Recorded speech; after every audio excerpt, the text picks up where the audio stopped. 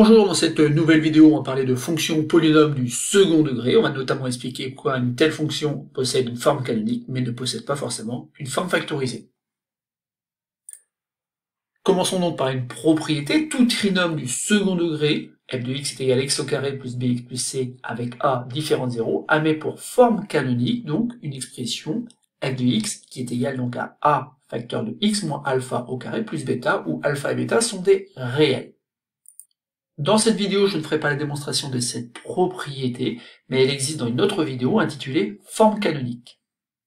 Car ici, dans cette vidéo, on va s'intéresser à la question, peut-on toujours écrire f de x est égal à a facteur de x moins x1 facteur de x moins x2? Autrement dit, peut-on toujours factoriser f de x de cette façon?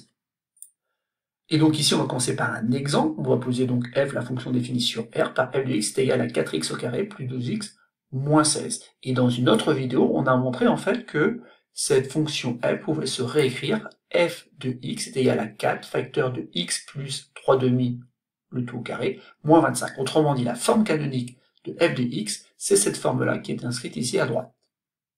Et donc l'idée, c'est de savoir si on peut factoriser donc f de x. Alors, vous avez sûrement vu qu'ici, on peut peut-être factoriser par 4, mais nous, ce qui nous intéresse, c'est surtout de factoriser sous cette forme-là. Et donc ici, on va plutôt s'intéresser à la forme canonique, car en fait, si on met en facteur 4, on obtient donc 4 facteur de l'expression donc x plus 3 demi le tout au carré, moins 25 quarts. Alors je sais, ce 25 quarts, d'où il sort? Tout simplement du fait que c'est bien le nombre par lequel il faut multiplier 4 pour obtenir moins 25. D'ailleurs, en développant, on retrouve bien l'expression qui est ici à droite. Et maintenant, à l'intérieur de ces parenthèses, peut-être que vous voyez donc une factorisation possible. Alors ici, bien sûr, il n'y a pas de facteur commun, mais par contre, il semblerait qu'on puisse voir une identité remarquable. En effet, ici, on a quelque chose au carré, que je peux noter donc a au carré, moins quelque chose ici que je peux noter b au carré. En effet, 25 quarts, c'est le carré de quelque chose, c'est le carré de 5 demi. Et donc l'expression de départ peut se réécrire de cette façon-là, donc 4 facteur entre parenthèses de x plus 3 demi au carré, moins 5 demi au carré. Comme on connaît bien nos identités remarquables, on sait que a carré moins b carré peut se réécrire a plus b facteur de a moins b. C'est donc ce que je vais faire ici à l'intérieur de mes parenthèses. Donc c'est qui a? A, c'est tout simplement ici x plus 3 demi, plus le nombre b qui vaut ici donc 5 demi. Donc je vais rajouter ici 5 demi, et je vais multiplier donc par a moins b, autrement dit par cette expression-là, sauf que je vais transformer ce plus en moins. Intérieur des parenthèses, donc ici on peut simplifier l'expression, donc on peut écrire que c'est x plus 3 demi plus 5 demi, et de l'autre côté, donc c'est x plus 3 demi moins 5 demi. Et on obtient donc 4, facteur entre parenthèses de x, plus 8 demi, mais 8 demi, c'est rien d'autre que le nombre 4. Je ferme les parenthèses, et ici donc j'ai x plus 3 demi moins 5 demi, donc ça fait moins 2 demi, et autrement dit, ici ça fait x moins le nombre 1. Et maintenant, on a donc bien obtenu l'expression a facteur de x moins x1 facteur de x moins x2. Donc le nombre a, c'est tout simplement le nombre 4. Donc vous voyez que en fait ici a apparaît à chaque fois dans chacune des trois expressions. Le nombre x1, alors attention ici, on a x plus 4, donc ça fait x moins 4. Autrement dit ici, x1 est égal à moins 4. Et ensuite, donc on a bien x moins 1 dans les parenthèses, et donc le nombre x2, lui, par contre, est égal à 1. Donc, conclusion, on peut ici factoriser f de x, et on peut même en déduire donc ce qu'on appelle les racines, ce sont les nombres qui annulent l'expression f de x, et ces racines sont les nombres moins 4 et 1. Mais la question qu'on doit se poser, c'est, peut-on toujours faire ce même raisonnement? Autrement dit, peut-on toujours utiliser cette identité remarquable? Alors regardons un petit peu pourquoi ça a bien fonctionné ici. Ça a bien fonctionné puisqu'une fois qu'on a factorisé par 4, par le nombre a, et ensuite on a découvert en fait entre les parenthèses un nombre au carré moins un autre nombre au carré. Et donc avec l'identité remarquable, après on peut factoriser. Mais attention, si on avait eu un plus ici, on n'aurait pas pu utiliser l'identité remarquable parce qu'on n'avait pas un carré moins un carré. Donc vous pouvez essayer, mais on ne pouvait pas faire apparaître donc cette forme-là. Par contre, après qu'on ait eu 25 quarts ou autre chose, Eh ben ça marche, parce que pourquoi? Parce que si on a 7, ben 7, c'est rien d'autre que le carré de racine carrée de 7. Et en effet, ici, on va pouvoir trouver donc une factorisation qui va nous permettre de découvrir par la suite les racines, même si elles vont s'écrire de manière un peu plus compliquée que dans l'exemple précédent, puisqu'elles feront intervenir racine carrée de 7. Et ce qu'on doit avoir en tête, c'est tout simplement le fait qu'il faut absolument qu'il y ait un signe moins ici. Repassons maintenant donc au cas général, et dans le cas général, en fait, on a des expressions pour alpha et bêta. Dans une autre vidéo, vous avez peut-être vu donc que alpha est égal à moins b sur 2a, et bêta est égal donc à moins b carré plus 4ac, le tout sur 4a. Encore une fois, si ces résultats vous paraissent un peu bizarres et un peu étranges, ils sont issus de calculs que vous pouvez voir dans une autre vidéo intitulée Forme canonique.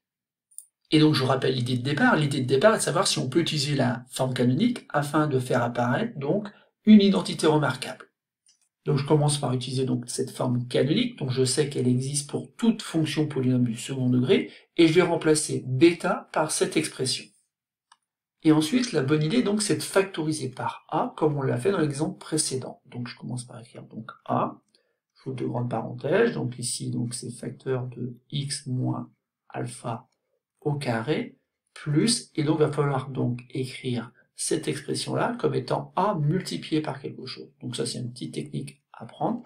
Je vais recopier le numérateur, donc moins b carré plus 4ac, et au dénominateur, je ne vais pas écrire 4a, mais 4a carré. Donc je conseille de bien vérifier qu'en développant, on obtient bien donc cette expression, moins b carré plus 4ac sur 4a.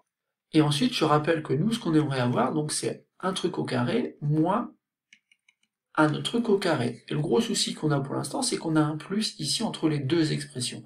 Donc l'idée ici, c'est de transformer ce plus en moins. Alors comment le faire? Tout simplement en mettant un moins, l'expression moins b carré plus 4ac sur 4a carré. Alors en effet ici, c'est comme si j'écrivais moins qui se transforme en plus. Sauf que ce moins là, c'est rien d'autre que moins une fois donc l'expression qui est là. Et ainsi, donc ce moins 1, je vais pouvoir le multiplier par le numérateur de cette fraction. Et donc ici, quand je développe, donc ça fait moins 1 multiplié par moins b carré, donc ça va donner b carré, moins 1 multiplié par 4ac, ça donne moins 4ac. Le tout sur 4a carré.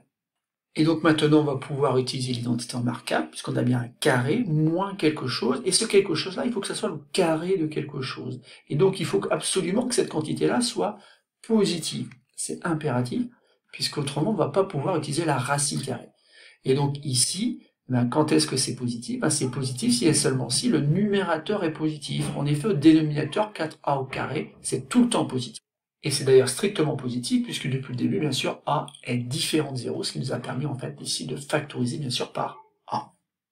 Donc, conclusion, il faut absolument que b carré moins 4ac soit bien positif. Positif au sens large. Si c'est positif, on va pouvoir prendre la racine carrée de cette expression. Par contre, si ce calcul-là donne autre chose, par exemple moins 7, je rappelle qu'on ne peut pas calculer la racine carrée de moins 7. Donc ça ne marchera pas, et donc on ne pourra pas écrire quelque chose au carré moins quelque chose au carré. Par contre, si c'est 7, c'est pas un problème, on va pouvoir prendre la racine carrée. Et donc ici, il faut voir l'importance de cette quantité-là, b carré moins 4ac. b carré moins 4ac, on va le noter tout simplement delta. Delta, pour le discriminant, parce qu'en fait, ça va déterminer le fait que, oui ou non, on peut factoriser. Car si on peut factoriser, ça veut dire tout simplement que f de x admet des racines. Alors maintenant, donc, il y aura 3 cas de figure, suivant, en fait, le signe du discriminant. Donc, premier cas de figure, le discriminant est strictement plus grand que 0.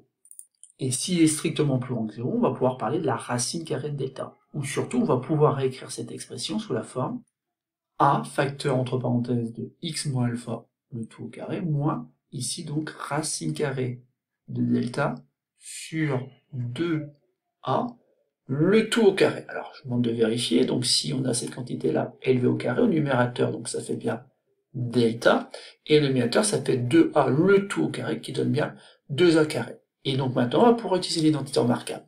On a donc a, facteur de, entre parenthèses ici, x moins alpha, plus racine carrée de delta sur 2a, multiplié donc par cette même quantité, sauf qu'en fait ici on va mettre un signe moins.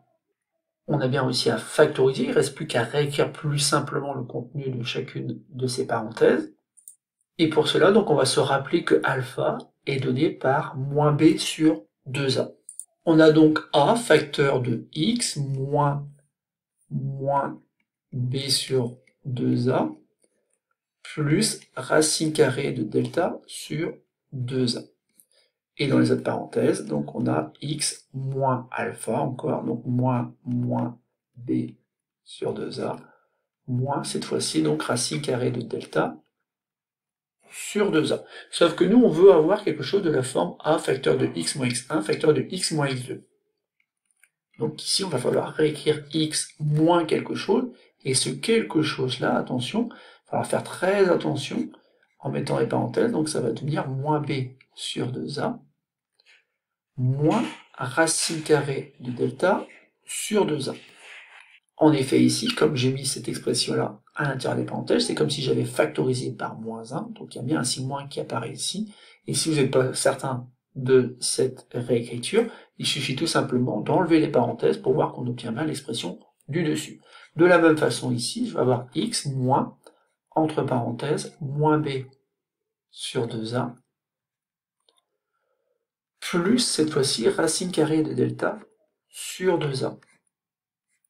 Et donc maintenant c'est pratiquement terminé, il ne me reste plus qu'à écrire que c'est a facteur de x moins, alors attention ici on a le même dénominateur, donc on va en profiter pour écrire ça sous la forme d'une seule fraction, et donc ça fait moins b moins racine carrée de delta.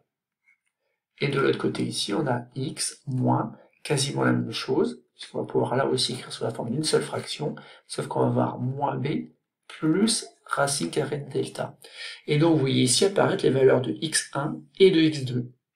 Donc résumons, si le discriminant est strictement positif, dans ce cas-là, en fait, f de x admet deux racines qui sont données par les formules moins b moins racine carrée de delta sur 2a, moins b plus racine carrée de delta, cette fois-ci sur 2a.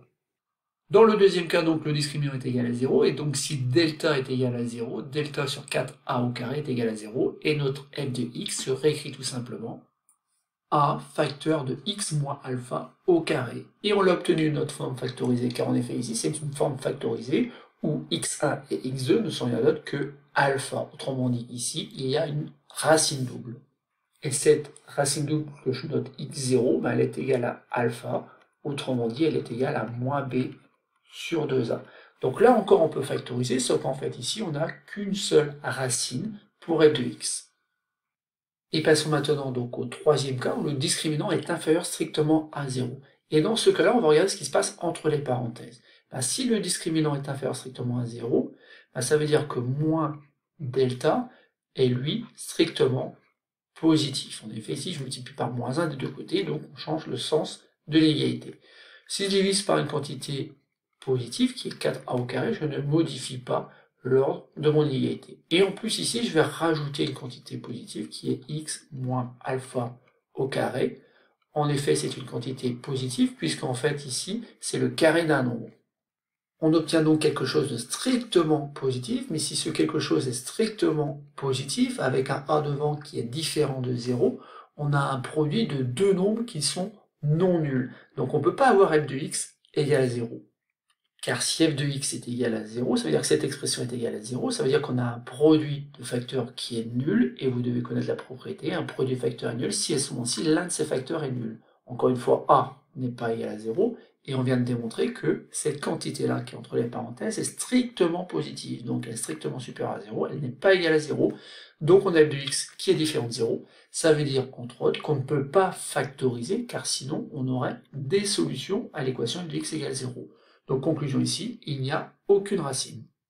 Donc j'espère qu'à travers cette vidéo, vous avez vu l'importance de ce discriminant, de cette quantité notée delta. Et on va d'ailleurs pouvoir résumer et retenir l'essentiel de ses propriétés, en commençant donc ici par rappeler ce qu'est une fonction polynôme de degré 2 du second degré. C'est une fonction définie sur R par f de x égale à x au carré plus bx plus c, où a, b et c désignent des nombres réels, mais bien sûr avec un a différent de 0.